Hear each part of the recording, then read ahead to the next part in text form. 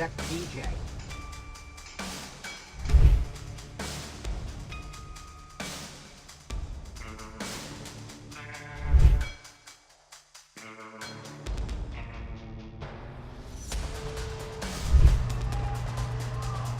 A high school hockey game in Pawtucket turned into a killing field in minutes. Inside the Dennis M. Lynch Arena, cheers gave way to chaos as gunfire shattered a family night out. 3 people, including the gunman, are dead. 3 others are fighting for life. What began as sport ended in sirens. The Pawtucket Police received a call at about 2:28, 2:30 this afternoon that we had an active shooter at Lynch Arena. Upon arrival, police were met with several people obviously inside the arena, and there was 2 casualties within the arena. The suspect was confirmed as one of those casualties. Later on, we learned that another casualty from the shooting was at the hospital, that they succumbed to their injuries after being at the hospital, and there is 3 additional victims at the hospital that all are in critical condition at this time. Police say it was a family dispute that exploded in public view. The suspect, identified as Robert Dorgan, who also used the names Roberta and Esposito, opened fire during the Coventry versus Blackstone Valley game before dying from a self-inflicted gunshot wound. Among the dead, at least 1 woman. Another victim succumbed later in hospital. It appears that this was a targeted event, that it may be a family dispute. We cannot release the names of the victims because obviously we want to speak to the family, make sure that the family is well aware of what happened before we release that information publicly.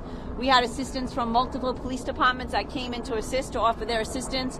Obviously the Attorney General is also there with us now going over the crime scene. We had several people in the building, so we are talking to them, so we're trying to put together the story and the timeline of what happened.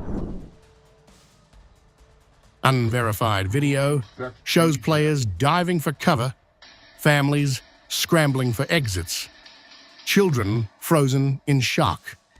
A community arena became a crime scene in seconds. The FBI's Boston office joined local law enforcement as investigators pieced together what led to the bloodshed. The suspect's daughter publicly identified her father, saying he struggled with mental health issues. Authorities confirmed the shooting was targeted. Rhode Island Governor Dan McKee expressed condolences, while school officials confirmed all student athletes were safely accounted for. The tragedy comes just weeks after a deadly shooting at Brown University, intensifying concern across the region.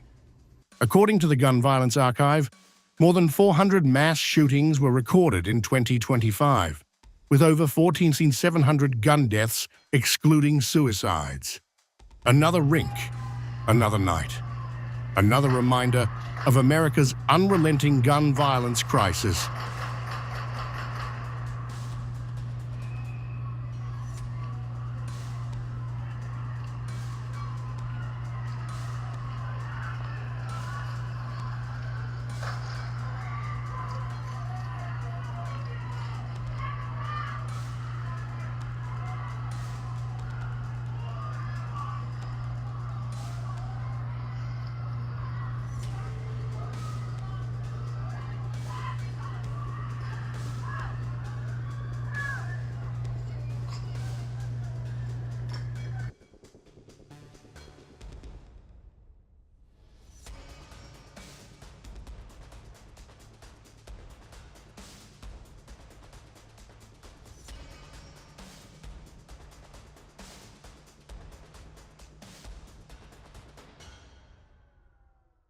If you like this video, then like, share and subscribe to Mirror Now.